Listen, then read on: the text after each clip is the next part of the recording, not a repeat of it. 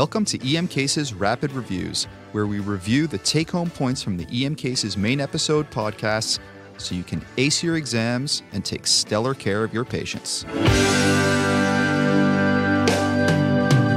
Hey everyone, I'm Dr. Taryn Lloyd, and today I want to review episode 99 on Lyme disease. This topic is originally from a podcast that was taken at EMU 2017. It seems like I'm hearing about Lyme disease everywhere these days. Maybe it's just in the tabloids more and more, but it is true that Lyme is spreading around North America and Europe, and we should now consider it endemic in many areas. The incidence is rising, and it might be much higher than we thought as reported. The reason why I want to highlight it today is because early diagnosis is key to preventing disseminated Lyme disease, and treatment of acute Lyme disease is very effective. Alright, so Lyme disease 101. Here we're going to cover the where and how of Lyme disease, acute versus disseminated disease, how to make the diagnosis, and finally we'll cover how to treat Lyme disease, including the role of prophylaxis. Where should you be thinking about Lyme disease? It turns out pretty much across Canada we have many pockets at risk, particularly around southern Ontario and notably Ottawa, but you can see here that almost all of our provinces have pockets of risky business. How do people contract Lyme disease? Lyme disease is spread by bites, or rather feeds, from this little guy here, the black-legged Ixodes tick. Even in its nymph form, it can spread the disease, and clocking in at 1 millimeter in size, it can very easily go undetected on your body.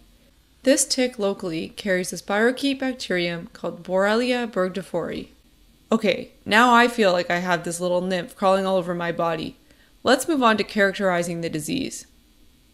3/4 of patients with acute Lyme disease present with a rash, fever, and flu-like illness in the spring or summer months. So next time, think of acute Lyme disease when a patient presents with a flu-like illness in these seasons. The rash of acute Lyme disease is most often the classic erythema migrans rash that you see here on the left, the classic bullseye type rash. Don't forget that it can also be an erythematous patch with a central scab that you see here on the right, or simply a rash that looks more like an erythematous patch with blurred margins. It can seem pretty generic to me, but if you're looking for it in the right clinical context, it may just be the clue that you need. Disseminated Lyme disease, on the other hand, presents a little differently. It's a much more serious and refractory illness. I want to highlight 4 ways disseminated Lyme disease can present. The first is with a bilateral 7th nerve palsy.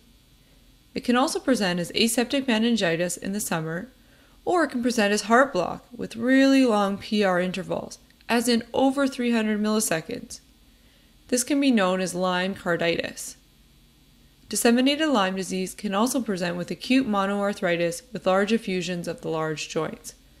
Oh yeah, and before we leave the topic of heart blocks, if a patient suspected of having Lyme disease has a first-degree heart block on their ECG, consider admission, as many of these patients will go on to develop third-degree heart block as shown here. Okay, so you've kept these helpful hints in mind and you suspect that your next patient may have Lyme disease. What next? How do you make the diagnosis? Testing for Borrelia earlier in the acute disease state will be negative. Borrelia is a slow-growing bacterium and does not trigger the IgM or IgG response that the assay requires until much later. However, to prevent disseminated Lyme disease, treat on spec and assure that the patient has follow-up testing done in 2 weeks. For confirmatory testing, often later on in the clinical presentation, the CDC has a nice graphic shown here of how to make that diagnosis. Essentially, in the case of disseminated Lyme disease, tests should be positive and include immunoassays and IgM and IgG Western blots. Keep in mind that there is no test of cure. Once a patient is positive, they will often be positive for life. This is particularly challenging when dealing with post-treatment Lyme syndrome, which can leave patients feeling sick for months to years after the infection has cleared. Okay, that's all fair enough. But let's say that you have a patient that comes in with a bullseye rash and a perfect story for a preceding tick bite. How should you treat this patient? First, if the tick is still in place, grab the tick by the head with surgical forceps as shown here. Take out as much of the tick as possible. Then, the treatment for acute Lyme disease is doxycycline, At least 10 days of treatment, but can be up to 3 weeks. Check your local guidelines. If your patient is 8 years or younger, treat with amoxicillin or cefuroxime. And in the case where you are not sure if you're dealing with a simple cellulitis or a true erythema migrans rash, treat with amoxicillin and clavulanic acid. It treats both. If you find yourself in the situation of treating disseminated Lyme disease, the basic treatment is IV ceftriaxone or penicillin G. If the patient is presenting with Lyme arthritis, consider doxycycline at the appropriate dose. And finally, maybe the most common scenario you may find yourself in on your next shift is where you have a patient that maybe is coming in with having a tick bite or maybe a tick that's embedded in them, but no other convincing evidence of Lyme disease. Overall, if the tick has been present for less than 24 hours, the risk of developing Lyme disease is extremely low.